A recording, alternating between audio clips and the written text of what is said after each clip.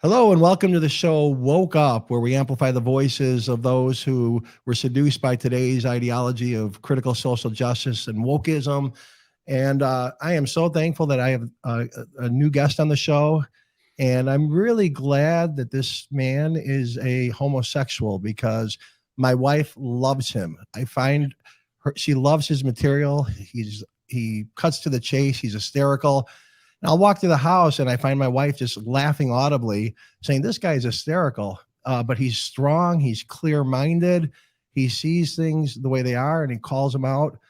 And our new friend here is Josh Slocum. He's the producer, the director of the podcast and YouTube channel Disaffected. He's also studied profoundly psychiatry and psychology. I don't think he's necessarily certified, but he does give counseling, and he really helps people to see things clearly and really help people. And I love his show. And Josh, I'm so thankful you're on the show. So welcome to Woke Up. Thank you very much for having me. And you've confirmed for me that the say hi to your wife. Middle-aged women love the gays, and we aim to deliver. Yeah. One quick clarification.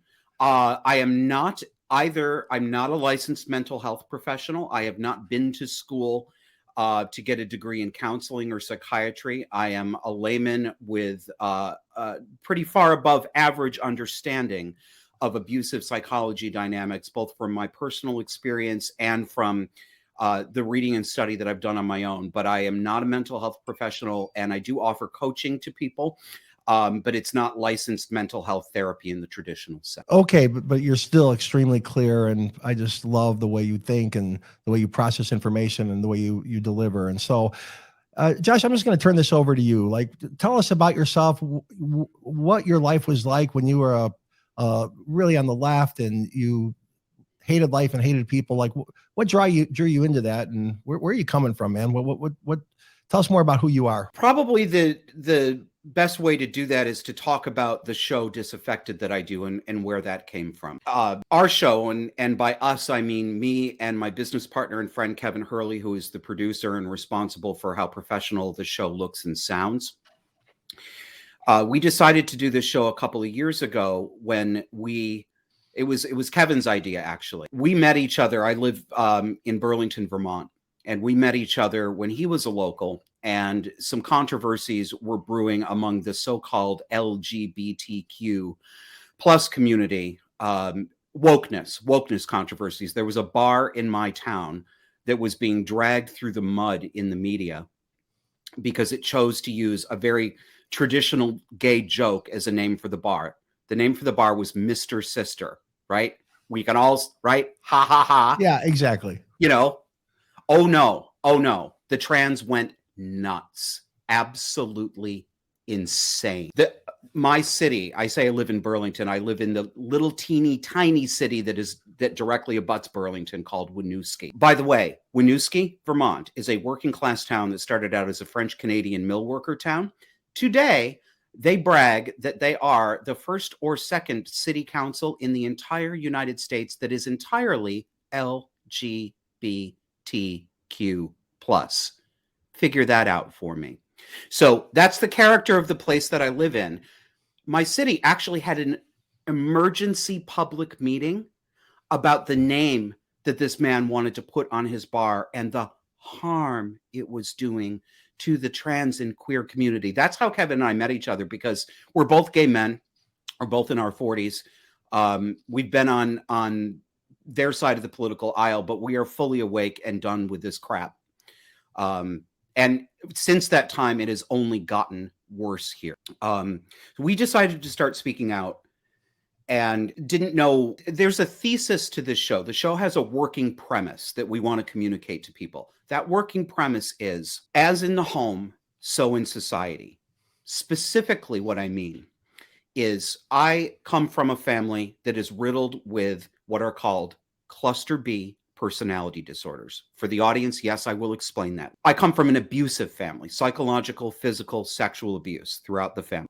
When I figured out 6 years ago that my mother had both borderline and narcissistic personality disorders, and that psychological syndrome, for the first time in my life, explained to me my mother's lifelong derangement and abuse. It didn't take me very long to see that the very same abusive tactics that were common in my household as a child are now common on the left. And when I started the show, I said the woke left. I do not say that anymore. There is no distinction any longer between the woke left and the mainstream left. I am talking about the nice Democrats that your audience members hope I'm not talking about. Yes, I'm saying they are in a cult fully.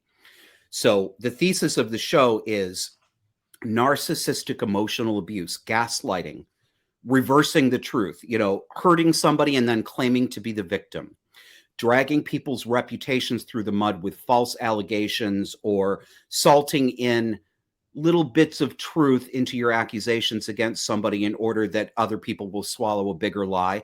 These were all dynamics that occurred in my house growing up, and they are all dynamics that are happening now. So, the sort of tagline for this is domestic abuse has gone public and fair. Interesting. And so you just see this being manifested, and that's why people that grew up a certain way with a certain worldview, they now look at society, and every day or every week there's, oh, this is crazy, this is insane.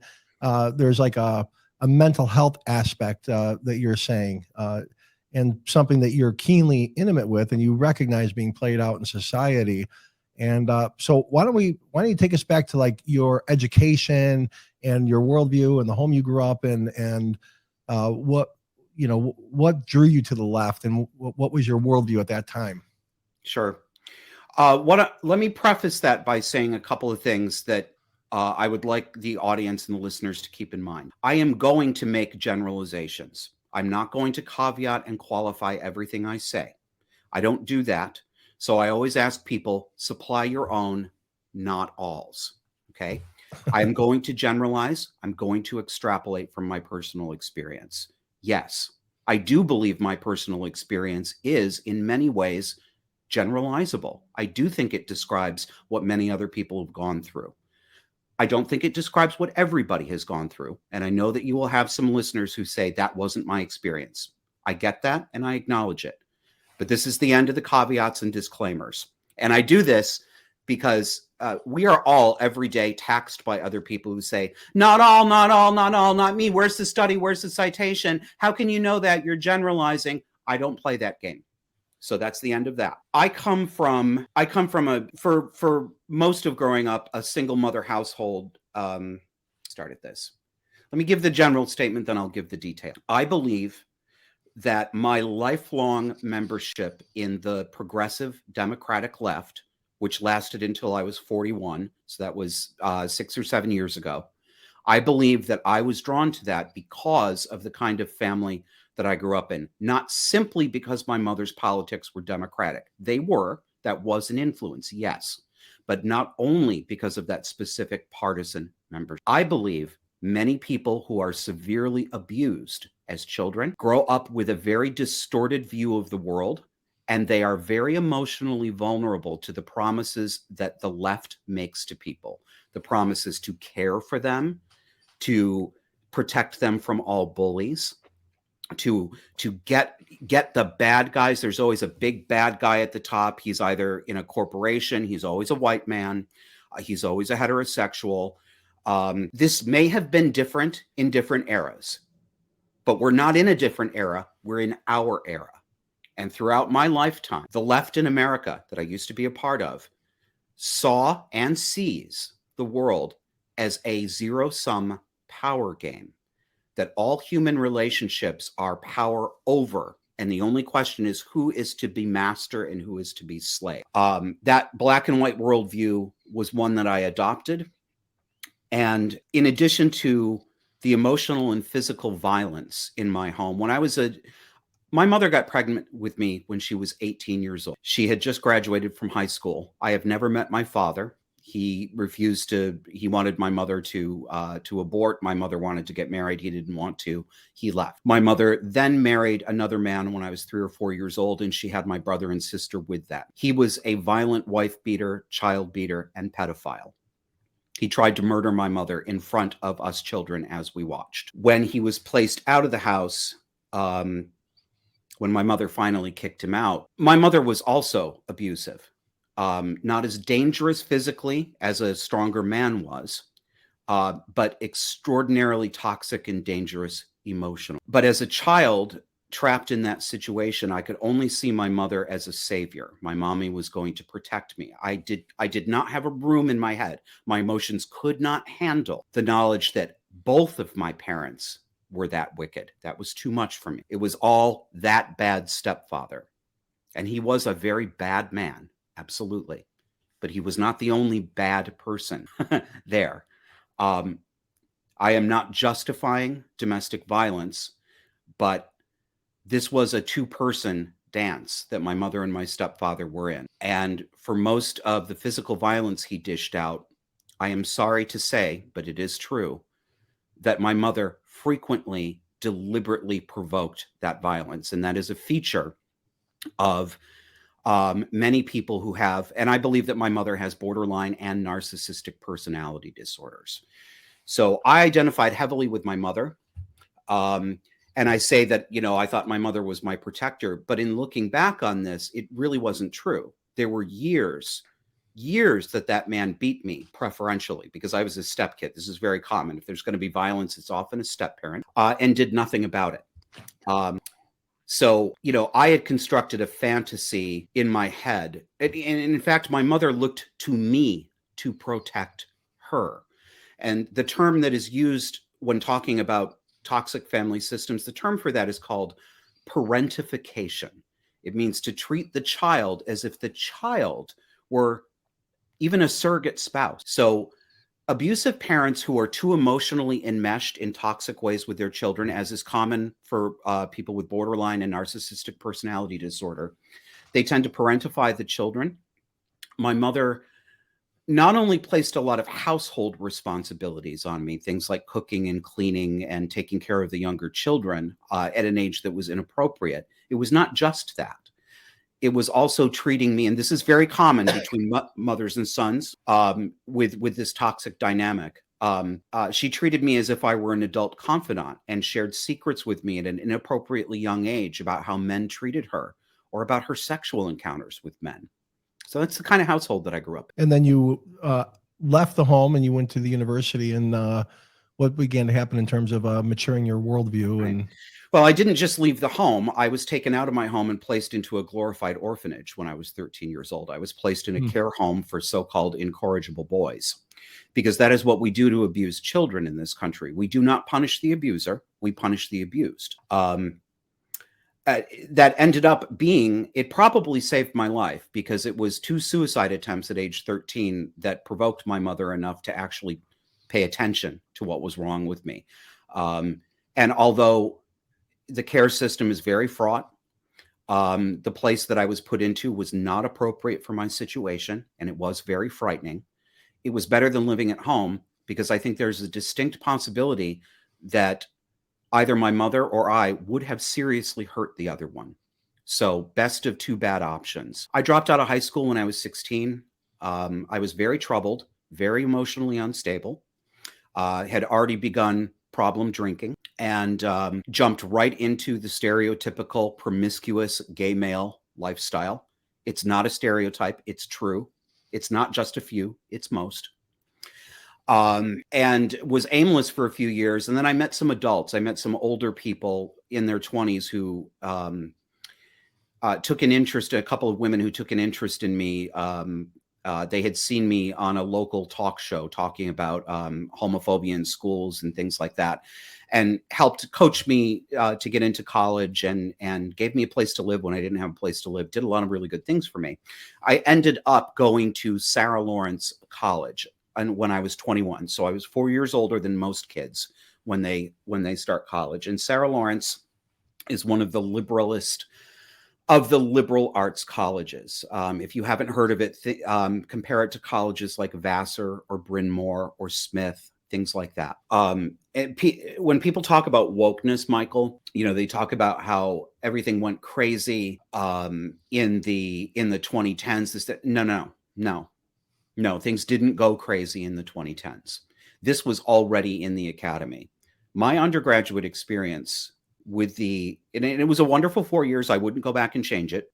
But my education was, in fact, Marxist, leftist indoctrination, postmodernism. These are the foundations on which wokeness is built. That is what I was trained in. I believed it. I subscribed to. But my education was mostly brainwashing and indoctrination, and I reject it now. Which has become ubiquitous within the entire university system, private schools and state schools alike, nationwide. It seems like people are more focused on radicalizing and developing a worldview, as you say, the oppressor oppressed, or the power dynamic, versus actually educating people. Yeah, I think the entire higher education system in the United States is irretrievably compromised. I don't want to see someone rescue it. I want to see it burn down. No, I don't mean that physically for any CIA who are setting out there. Metaphor. Yeah. I don't think it's salvageable. I think its core values are fundamentally corrupt to the point of evil at this point. Evil. Yeah, and so you maintain this ideology, the effective brainwashing in the university, and you stumbled across, what really intrigues me about you, Josh, is you really clearly spell out this concept of cluster B personality disorders. And, you articulated, I didn't know there was a science behind it, but I have personally experienced people that have, as Paulo Freire says, conscientization, or arrived at critical consciousness, where they recognize the oppressions in the world, and it's like they have this religious experience, and it deeply and profoundly impacts their personality. I've seen people's personality, this person who was kind and loving and thoughtful, empathetic, become intolerable and angry, and it just totally affected who they are. And I've seen this time and time again. And so you articulate it so well, and you put a psychological diagnosis on it. And I just want to put up cluster B personality disorders. Yeah, and, I think this might be a really good time to acquaint your audience with what they actually are. Yeah, so if you could put that on the screen. And so there's 4 of them listed. So Josh, why don't you just take it from here? Sure. First thing, I want to tell people how to listen to me. I want to tell people how to think. I do. I am kind of bossy. I have to watch that. I want to explain to people what personality disorders are and how they are distinct from what we think of when we hear the phrase mental illness. Okay. It is a kind of mental illness, but it is not the kind of mental illness that your audience is thinking of. When I said that word, when I said mental illness, emotional associations pop up in everyone's mind. This is just normal. This is how communication works. The mental association that popped up for most people when I said that word was, oh, people who are disabled, people who are suffering from a condition that is holding them back and making them not responsible for how they behave in the world, right? So mental illness today in the West tends to evoke sympathetic emotions. Do you follow me? Do you understand what I'm saying? Okay. This is different. Personality disorders are different. And again, this is a generalization. There are nuances. I don't have time for all of them, but they're out. Personality disorders are not mere mental illness. When we think of mental illness, we think of things like schizophrenia, where people are actually delusional and or hearing voices. We think of things like manic depression, which is now today called bipolar, but it's just plain old manic depression with a new euphemism. We think of major depression, obsessive compulsive disorder, and people with personality disorders can and often do also experience these mental illnesses. So it's not an either or, but when thinking about categories so that we understand how to think about things, there's a separation here. What are called personality disorders used to be called character disorders. That matters. I like calling them character disorders too, because in my view, these are not simply mental illnesses that compromise a person. These are descriptions of bad moral character. Bad moral character. Yes, I am saying be morally judgmental. I'm going against I'm not the only one doing this, but I want to make it very specific and explicit. I am asking people to make moral judgments. Get rid of that programming in your mind that says, don't judge. Don't be so judgmental. Don't feel sorry. Don't judge. Don't judge. No, don't judge is what abusers want you to think. Who benefits from us suspending our moral judgment? People who are getting away with bad things, right? Yeah. Yeah. So think about that the next time.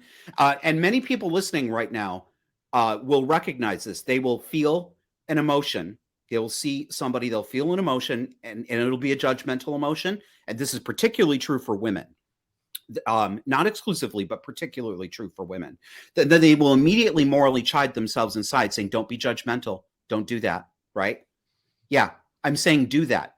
Trust your senses. Personality disorders are, in fact, a description of moral character as well. I focus on cluster B personality disorders. There are other clusters, cluster A and C. I focus on cluster B.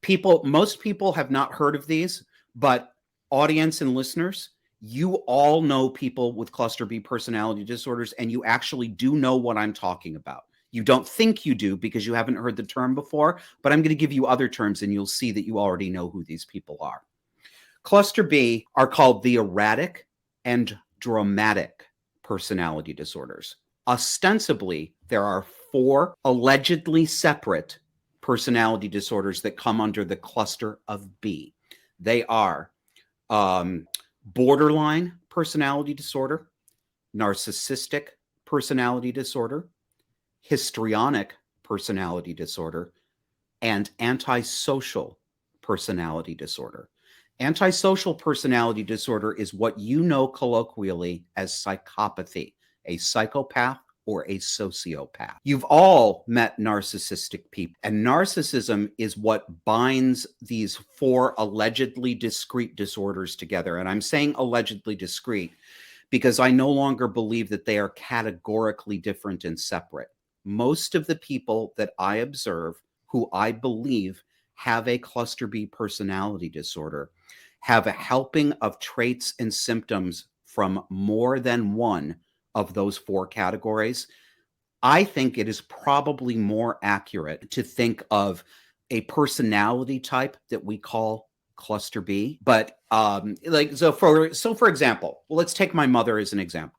This will work. This image I'm going to use will work for people who are closer to my age, but those of you who are younger listening to this may have to look it up. I'm getting to the age where my references are dated. If you want to know the kind of person my mother was, what kind of mom did I experience growing up? I say this, and it is a little bit funny, but I do mean it. I'm not just making a joke. I mean this very literally. My mother was a cross between a poor and down and out version of Joan Crawford in Mommy Dearest and the religious fanatic mother in the horror movie Carrie from 1976. Ouch. Okay. You got what I'm talking about, Yeah. right? That's the kind of woman my mother was. Still is. We don't speak to each other, but she's still the same wicked person she's ever been. Much worse, in fact. Everybody on earth has dealt with a cluster B, a primary narcissist. I'll give you the flavor of what these disorders are. There are differences, and people have different mixes of traits. But again, to think in terms of categories so that we understand what we're thinking about. Borderline personality disorder is characterized by extreme emotional instability, huge vacillations in mood, and it is not the most common misdiagnosis. Is people will see something that's actually borderline personality disorder and they'll say she's bipolar. Doctors do it all the time. It's so bad that I no longer believe anyone's diagnosis of bipolar until that person proves that it's not actually borderline personality disorder. And the literature reflects this. It is the most common mistaken mental health diagnosis. There are far fewer bipolar people out there than there are borderlines, in actual fact. Extreme emotional instability, mood swings from elation to suicidal despair, often within 1 day or within minutes or hours. That's the quickest way you can distinguish borderline from manic depression / bipolar. The manic depressive goes through extraordinary mood swings, but he does so over periods of weeks. What about rapid cycle? What about rapid cycle bipolar, which they would categorize? I don't believe rapid cycle bipolar is real. I believe that is a way to avoid saying borderline personality. Got it. Got it. Thank you. Okay. I may be wrong. And, Mhm. and for any clinicians who are out there who think I'm wrong about that, I'm acknowledging right now, I can be talked into a different point of view, but right now, no, I don't believe it's real. Okay. Okay. Narcissism is obvious and self-explanatory, but there are many ways to be a clinical. When I mean clinical or pathological, I'm talking about all of us, all of the traits that are, almost all of the traits that are associated with cluster B personality disorders, emotional instability, projection, paranoid fantasizing, almost all of these things are emotions that normal range, I mean, people without personality disorder, normal range people will experience some of these emotions or engage in some of these behaviors at some point in our lives, because these traits are actually human traits. They're not personality disorder traits. What makes it a disorder is the severity, the number of them, and the consistent use and application of them. So that's the line, and it's a blurry line, and people will disagree on certain individuals. Does he cross the line into a diagnosable disorder or not? It's not always easy to say.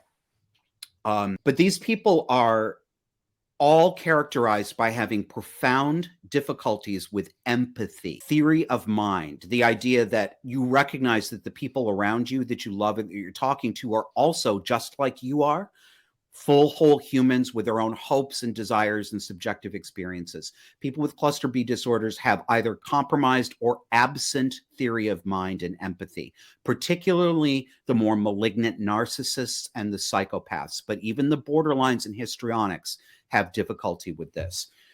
So they end up treating people in an exploitative fashion rather than a loving fashion. And most people, not all, but most people who we could describe as having a full diagnosable personality disorder got that way because they too were abused as children. My mother went through neglect, poverty, and an alcoholic upbringing. She came by her crazy the honest way. And you will find that in most people who have these personality disorders. However, and we could get off into the weeds about this too. The reason I go to pains to point out the difference between personality disorders and what we think of as mental illness is I believe that we as a society in the West right now, I believe that cluster B traits are socially rewarded and valorized. I think that people who display psychopathic disregard for others, borderline style emotional incontinence that ends up aiming its gun at innocent people, these are now socially and economically valued and validated ways of being in the world. We make heroes out of abusive narcissists. We do it in the media with actors and actresses. The news does it constantly. Look at what happened this week. 28-year-old woman who calls herself a man, calls herself transgender, goes and shoots and kills 6 people at the school she went to. What do you see on NBC? Trans community in fear for their lives after transphobia happens over shooter. We can't even let the victims be the victims. It's the bloody killer who gets the sympathy, or the killer's identity group. Did you notice that? Sick. It is sick. It's sick. It's morally depraved. That's cluster B. I'm not saying that all of the people, this is important. I am not saying everyone who votes left and everyone who is a Democrat and everyone who is a progressive has a personality disorder. Negative. I go to great pains to point that out, because even when I say it that explicitly, there's usually at least 1 or 2 comments on YouTube or wherever that says, you're saying everybody left has a personality disorder. No, I'm not. I am saying, however, that to be in the left today, you have to work within personality disorder dynamics. So, you know what? I read a Pew Research study a couple of years ago where it was a simple study, and it was basically self-identifying, and asked people basically if they're on the left or the right, and if they've ever been treated for, or they had self-identified that they ever had mental health care or diagnosed with a mental illness. And it was overwhelmingly, like, I don't remember the numbers, but at least 2 to 1, where those that self-identifies on the left have also come forth as saying that they've been diagnosed or treated for mental illness. Yes, sir. Yes, sir. Are you familiar with that? Yes, sir. A couple of things about that. One, it was not, It's important to remember that that was a survey of self-reported data. It was not a study. I've heard a lot of people say it was a study. It wasn't. I know you didn't say it, Michael, but I'm making that clarification. So we don't know exactly what's being measured, and we have to trust that people are being truthful. And we also don't know exactly what each survey respondent meant when she or he said, yes, I've been diagnosed for a mental illness. We don't know exactly. Was it depression that lasted for a month? Was it borderline personality disorder? Was it schizoaffective disorder? We don't know. Gotcha. But I do think it's an indicator, yes. And of course, this jumped out at everybody, and we don't like to talk about this, but who had the most mental health problems? Very liberal women. And this is another thing that gets me in trouble these days, because I think a lot of problems that come from woke are a sex-specific problem. Narcissistic women and narcissistic members of any currently valorized minority class, trans, Black, female, are able socially and politically now to get away with the most abusive and disgusting narcissistic behavior and still be considered downtrodden victims who need special. You know, what do you think it is? Because I just anecdotally, just my own observations, it does seem like, and I want to be careful too, not to overly categorize, but a tendency for good white middle class, upper class, urban centered white women of younger to middle age. There's this anger, and it seems like not so much Hispanics and not necessarily so much in the African American community, but white liberal women are driving so much of this. And yes, they are. And allyship and this identity and allyship and aggressiveness and celebrating their trans child, or just weird things that I never thought would be part of our society. You said, yes, they are. I mean, this is kind of anecdotally, but it just seems like there's a spillover there, something going on in that demographic. I don't know if you had any insights about all that or any thoughts about that. I have some thoughts about it. First thing I'll say is there is no such thing as a transgender child. There's no such thing as a child who was born in the wrong body. That's not real. Let me take it up another level. You know why there's no such thing as a transgender child? Because God doesn't make such mistakes. thing as a transgender person. That's not real. It's never been real. It's not real today, and it won't be real tomorrow. No one is born in the wrong body. What about gender dysphoria then? How do you deal with that medical diagnosis? Well, I'm going to take it back a step. Why in the world would we deal with that medically? Yeah, exactly. It's a mental condition, right? I mean, correct. It's not. And what's called gender dysphoria today, people are acting like a new kind of suffering has been discovered and that these children are suffering in a way that no one ever suffered before. It isn't true. It isn't true. I had, back in the late 70s and early 80s, along with, I would venture, the majority of gay men, I had what is today called gender dysphoria. Very common experience of effeminate boys and masculine girls who don't fit into society. As a child of 7, 8, and 9 years old, I truly believed I had been born in the wrong body, that I was supposed to be born with a vagina, that I had either made a mistake and sinned so badly that God was punishing me this way, or, I mean, I used to go to bed at night and pray that I would either wake up with a girl's body or that I would wake up as a good and decent boy who didn't have the naughty thoughts that I had.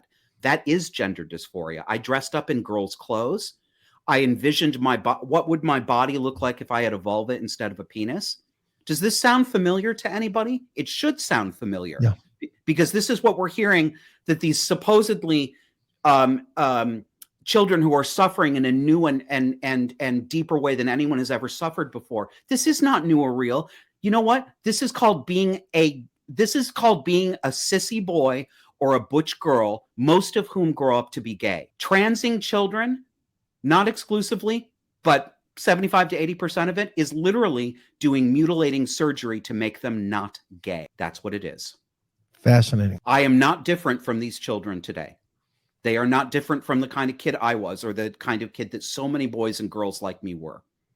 But thank goodness in those days, nobody thought, oh, I'd better block his puberty. I better get him prepared to have his testicles removed. This is the society we're living in. And you said a minute ago, Michael, these women celebrating their trans kids, it's much worse than that. Do you know what transing your kid is? What these moms are doing? And it is 90 to 99% of them, it's mothers. This is something we already know. I'm going to wait for 2 seconds and see if it occurs to anybody. It's called Munchausen syndrome by proxy. It's that thing you already know because you remember seeing it in movies like The Sixth Sense, where there's that scene where the ghost girl tapes her mother, killing her by spiking her soup with Drano. We've seen the movie of the week about this. We all knew what this was in the 90s when mothers would poison their children or fake cancer in their children to get narcissistic attention. That is what so-called trans moms are. They are personality disordered, abusive harpies. They are literally poisoning their children mentally and physically. And yet, nobody is saying, holy shit, this is Munchausen's by proxy. Instead, we're going, she's the most loving mother in the entire world. Look how far she'll go for her trans daughter. It is sick. It is like looking at the devil and saying that, it's the Archangel Gabriel. I mean, it just blows my mind. It is unbelievable, but it's from the data that I understand that 90% of the people that are young people, they have some sort of gender dysphoria. They grow out of it if they just are allowed to develop and so to take such invasive approaches and then the mother to get their identity or even the father, but it seems like it's almost always the mother, sometimes the father, but it's not an even split. It's like 95% mothers. So the mother gets her affirmations by showing how progressive she is and how loving she is and accepting and the accolades by prancing their kid around. Yes. That's sick. Yes, it is. But again, it's not true that we don't know what we're seeing. We do know what we're seeing. We just need to be given permission to notice things. So that's what I'm trying to do on my show, and I'm trying to do when I talk to you here. We know who these mothers are. We knew who they were when we saw John Benet Ramsey's parents, didn't we? Yes. Didn't we? Mm-hmm. Yep. Pageant mom. Why is this okay now? How come John Benet Ramsey being tarted up like a 6-year-old prostitute and danced on a stage for money and for her mother and father's adulation? Why were we horrified by that? But we cry tears of loving affirmation when we see these disgusting, self-absorbed, narcissistic women taking their boy children out to drag story hour or dressing their boy children up and having him dance on a damn stage for money. These women are literally pimping their children, and we clap for it. Oops. I believe, talking about Munchausen's by proxy and transing your children, I believe that Munchausen syndrome by proxy is not a standalone condition or disease. It is a symptomatic sub-expression of borderline or narcissistic personality disorder. There's no such thing as a grown adult who is psychologically normal on every other axis, but just happens to have a condition where she needs to poison her children, but she's otherwise normal. Does that make any sense? It does. It's fascinating. And I mean, how do people self-identify? I mean, nobody's going to say, well, I'm a narcissist. I mean, they're not even aware of it. So, I mean, is there any hope for these people with these mental conditions, you think? Most of them, no. Most of them, no. Here's where I'll get a little bit, I will add a little nuance. There does seem to be a difference in the treatment. Okay, so generally speaking, cluster B personality disorders, well, I'll say it the way a doctor would say it. They're treatment refractory or difficult to treat. This is usually a soft and gentle medical way of saying there's no hope. Because the reality is, in the big majority of cases, people with full personality disorders are not going to change. It is not amenable to treatment the way anxiety, depression, and other things that are not associated with a personality disorder. It's not treatable that way. There's no medication for cluster B personality disorders. SSRIs don't work or no, sir. Okay. No. Because remember, these are what, even though the current medical literature does not like to say this, they know it's true. We are talking about moral character. We're not talking about an organic brain disease for the most part. What pill changes your character? Yeah. Right? The one exception to that seems to be some cases of borderline personality disorder. Those who have borderline personality disorder and who are on the lower end of comorbid narcissistic traits, they have a better chance of making a significant recovery, and they have a better chance. The earlier it is caught and the earlier treatment is offered to someone with BPD, the better their chances are. Personality disorders tend to become recognizable enough that they can be diagnosed by late adolescence and early adulthood. But that is also the time when, for example, somebody with because borderline personality disorder, to a close approximation, it's a trauma disorder. It is usually an outcome of severe emotional and or sexual abuse in childhood. So it's a trauma disorder. The people who are experiencing it need intensive trauma treatment, psychotherapeutic treatment, not necessarily drug treatment. I mean, they may be given drugs for comorbid depression and symptoms like that. But but they need trauma treatment. And other than borderline that is caught relatively early, in most cases, there isn't very much hope. So one of the things I do is, as you know, I have a consulting business. I offer hour-long sessions to people who are experiencing these abuse dynamics and want somebody with personal experience in them, but also well-read, who can talk about what are the potential outcomes if you choose to deal with this situation on path A, path B, path C. What's reasonable to expect? What are your actual goals? Where do you want to get to? And I am, when I'm talking one-on-one with people in a private consulting session, I'm less doctrinaire than people experience me when I'm being the host of my show. As you know, I don't pull punches. I'm very forthright. I have very strong opinions, but I also recognize for individual people that they have to come to realizations on their own and they have to make their own mistakes. And what I hope to do is not tell them what to do, but give them a realistic idea of what they can expect, both in terms of how their choice will affect them emotionally, how it might affect them financially, and how it will affect their relationship. But unfortunately, I do have to be pretty candid with most people that I speak to, because most of them are coming to me to talk about a person who is middle-aged to elderly, a spouse, a parent, someone like that. Your 55-year-old, 65-year-old father with narcissistic personality disorder, he's a burnt never going to CD. change. That's right. That makes sense. Never. I want to talk a little bit about the process of, because I was talking about how I've observed people, their personalities completely change. Kids go away to college and they come back. It's like, what happened to my child?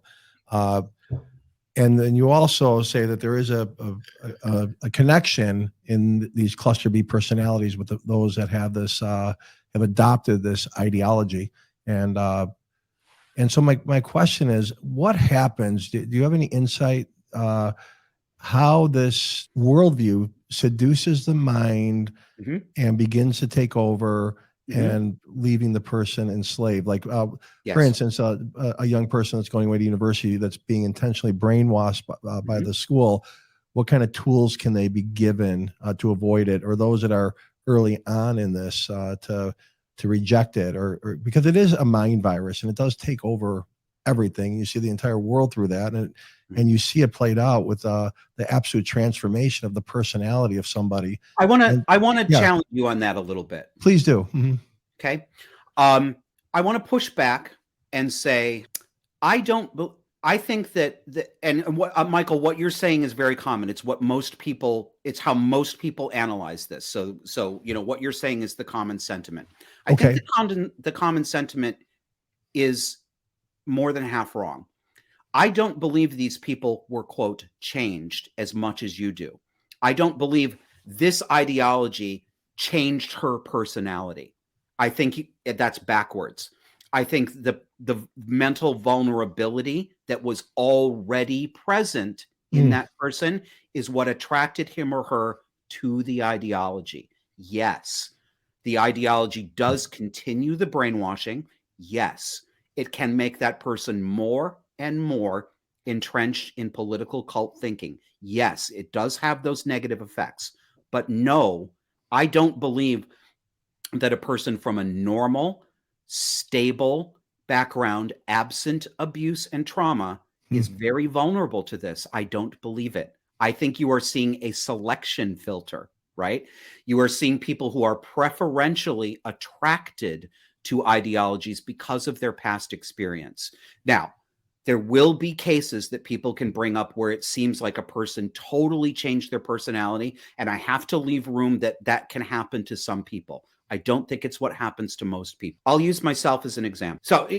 So overall, here's what I think the overall answer is. Those people who are vulnerable to this wokeness and cult mentality are overwhelmingly people who came from abusive or emotionally neglectful or inadequate parenting backgrounds. I see there is a huge, undeniable connection between an uber woke, liberal, progressive attitude and coming from family dysfunction. That's what got me there. Not only was I raised by a deranged mother and for several years a very violent stepfather, but my mother was a big feminist. My mother was anti-nuclear. My mother was, well, she says a feminist, but my mother actually hates men. She uses men, but hates them at the same time, as most feminists do. And I was a male feminist. I fell for all this stuff. Combine my experience of, because when I came out of my home, Michael, when I went into that institution, and that I think that between the ages of 17 years old and into my 20s, I probably qualified for a diagnosis of borderline personality disorder myself. And that's not uncommon. There's great disagreement among clinicians and researchers. There's a construct called complicated post-traumatic stress disorder, CPTSD, which is different from the classic veteran sort of PTSD. There's disagreement over whether CPTSD is actually borderline personality disorder or if it's a less severe form or whether they're entirely different things. My thought on this is that there is a relationship and a continuum there, but I don't have a certain answer. But I was emotionally unstable, self-destructive. I became an alcoholic. I didn't put that down until 6 years ago. When you come from neglect and abuse, and when you come from a family system where the adults do not take responsibility for their own actions, but they blame either their children or the welfare system or their bastard landlord or the sexist professors at college or whoever the villain or boogeyman is, you grow up seeing yourself as a victim. Yes. And I saw myself for most of my life as a victim. And I made up a story in my head that I was primarily a victim because gay people were done so badly. And yes, I did experience anti-gay bigotry. I was beat up in school. I did get fired from a job for being gay. I did experience actually unfair treatment, but that wasn't the source of most of my problems. The source of most of my problems was my warped upbringing. So I think that when you see this correlation between mental illness and liberal political beliefs, it's real. And I think that a lot of people end up falling for this because they come from a background where they are taught that they and or their parents are primarily victims, and that the way to live a happy and fulfilled life is to spend your time as an activist demanding that other people give you their money, basically. Yeah.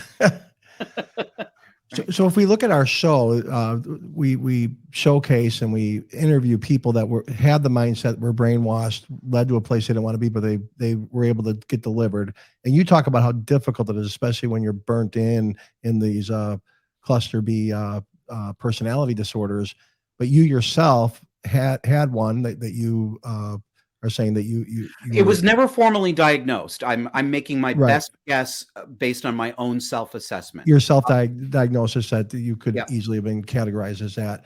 But yeah, you got and I still have, I mean, I don't go around claiming this as an identity because I'm so sick of people claiming their mental illness as an identity. But I'm very damaged. I'm very damaged. I still have complicated post-traumatic stress disorder. It's better than it used to be, but I am not nearly as emotionally stable as a normal range person in that way. But you're not going around. You're not going around hating people and cruel, and you're not. No, I hope not. You're not lacking empathy. I mean, you have you're not looking to destroy the man, or you don't have. I was for a long time. Right. But so here's my point, Josh. You got set free. Other people on the show have gotten set free. You talk about the difficulties. And so I guess I want to maybe give some people practical thoughts, like how they can really get unstuck from this, because there's no cure with pills or necessarily talk therapy. It's something that comes within the person to get unstuck. And so do you have any, can you speak to that at all? I do. As an encouragement to those that might be listening that are really, shit, I really might be narcissistic, and know that people aren't that self-aware, but maybe somebody is, or maybe give some hope or some steps or some thoughts, anything along those lines you might be able to share. Yeah, it's a less satisfying answer than I think people will want to hear. Mm-hmm. I believe, to the extent that other people are like me, I think most people have to come face to face with their biggest terrors and fears before they break free. I don't believe no one is set free. It's not possible to set anyone else free. It is only possible to free yourself. Yes. 100% of the time, no exceptions. Mm-hmm. How do you do it? It wouldn't have happened for me unless I had to confront my worst fears and see my mother for who she really was for the first time in my life. That happened around between 2014 and 2016, when I made the very bad mistake of buying a second house so that my poor mother, who was constantly being evicted from apartments for non-payment of rent, would have a place that she could afford to live. That was one of the worst mistakes I've ever made. Within 2 years, my mother's derangement was already back in full force, and I was on the edge of a nervous breakdown. I was failing at my job. I had crawled so far into a bottle that I sometimes didn't know what day it was. I had a heart attack at 36 years old, right? That's wow. not usual. Right. While it was the worst decision I made, I would not, if I had the chance, I would not go back in time and change anything, because it was the most important freeing thing that ever happened to me. At 41 years old, my mother's rage and paranoia and her utter lack of genuine caring for her children, for her husband, and for people who loved her and who had spent hundreds of thousands of dollars to help her. When I saw that, and I did see it, she didn't care. She was willing to exploit me to the point that I was going to lose my job to get what she wanted. And something in me broke. It broke me. I remember the moment when it happened. I was getting a cup of coffee. I was standing in the kitchen of a home that I owned. I bought this home to give my mother an apartment. I was visiting her there. I'm in the kitchen getting a cup of coffee. It was 8 p.m. on a Thursday. My mother is in the living room with her, this is not the original husband from my childhood. This is a different man. Abusing her husband and screaming at the top of her lungs, "You effing retard, can't you do anything right? Jesus Christ, you're useless. Get the F out of my face." This is my mother every day. And I found myself taking the coffee spoon and setting it down very, very slowly so that it didn't make a clicking noise. Because if my mother heard me making a noise, she would start screaming at me. And all of a sudden, I literally had a direct emotional flashback to being 8 or 9 years old, doing the same thing, trying to be really quiet and sneak away so that my mother wouldn't notice that I existed. And I said, "Oh my God, you are 41 years old, you are a white-collar professional, and you are now feeling 8 years old, and you are terrified of your mother. This ends now." That's what ended it. Everybody will have a different come to Jesus moment, but I do believe that in order to free yourself from this, you have to face the truth. And the truth that I faced, it'll be different for other people, but many people will have a similar one. The truth that I faced was that my worst fear my entire life that I could not articulate to myself was actually true. My mother did not love me, and she did enjoy hurting me consciously. That was my greatest fear.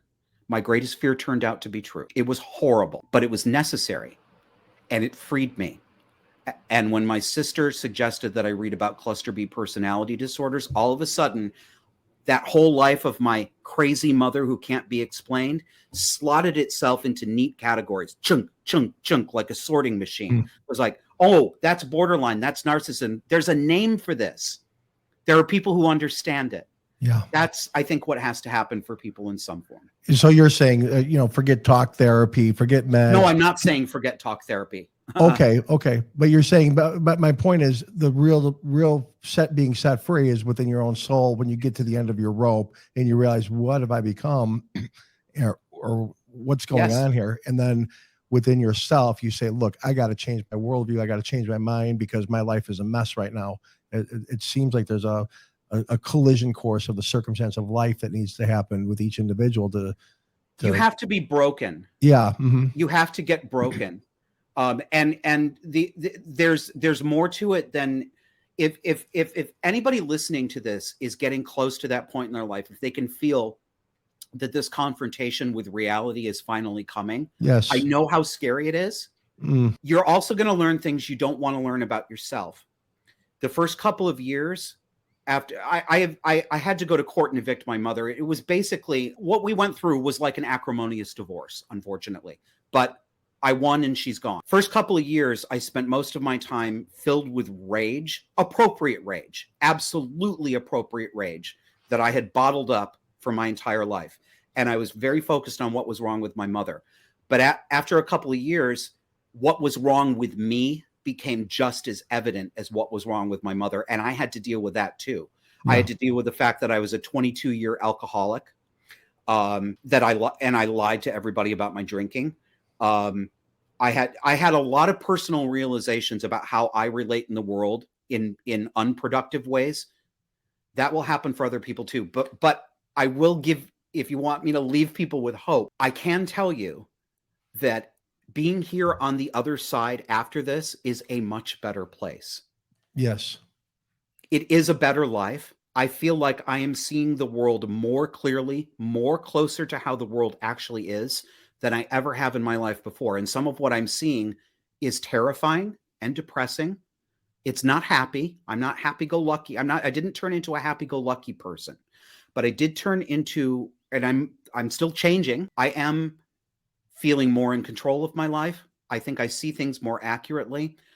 I definitely have superior skills now that I can keep people out of my life who are going to be bad for me or who I am going to interact with badly. I can smell narcissism and emotional instability much farther away than I could before. And therefore, I don't have the same kinds of really fraught friendships and relationships that I used to have. Things are better. Well, Josh, we really appreciate you, man. You provide incredible insights. You had a lot of pain. You did a lot of self-care. You've studied. You've been diligent. You bring clarity to a lot of these situations going on. So I'm going to give you the last word about how people can get a hold of you, follow you, and then also please give a word of exhortation. Any concerns you have for the country, where we need to be focusing ourselves, or anything that would. Just going to give you the last word, however you feel led. Well, and I want to say thank you as well for doing this show. The specific topic, featuring people who've been in wokeness is so important, and I don't know anyone else who's doing it. So I want to see this grow. This is what you're doing is very important. People can. Our show is called Disaffected. I call it a podcast, but actually, if you like old-fashioned talking head TV, that's what we try to do. It's well produced. It's not just me sitting in a basement. It's basically a 1-hour news, politics, and culture show every Sunday evening at 9 p.m. Eastern on YouTube. We also do audio only versions of the show that come out through your podcast player. So look for us on YouTube. We're getting ready to get our website back up there. We also have a Substack. I do writing as well. So look for Disaffected Pod on Substack.com. And I would say what do I think that we should be thinking about as a country more than we are? There's a million of them there, but I think the one I'd pick is one that I had to wake up to. I would ask all of us, we really need to revisit our relationship to government.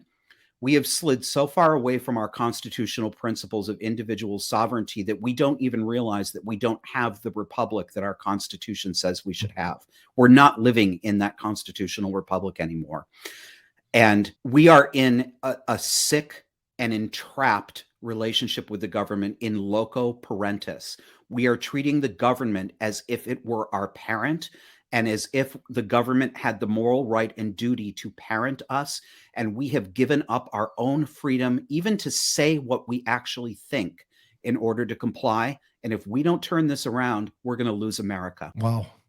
Well, Joshua, Josh, you prefer Josh or Joshua, by the way? I should have asked. Either one is fine. I don't care. Okay. Well, Joshua, that's probably on your birth certificate. Thank you so much. And Thank really you, Michael. appreciate you and the work you're doing. And I really do love the content of your show. And I love your personality coming out. I find you hysterical. And I find that the things you're speaking are very relevant to our culture today. So really appreciate the generosity of your time. And thank you so much, my friend. Thank you. Godspeed. Okay.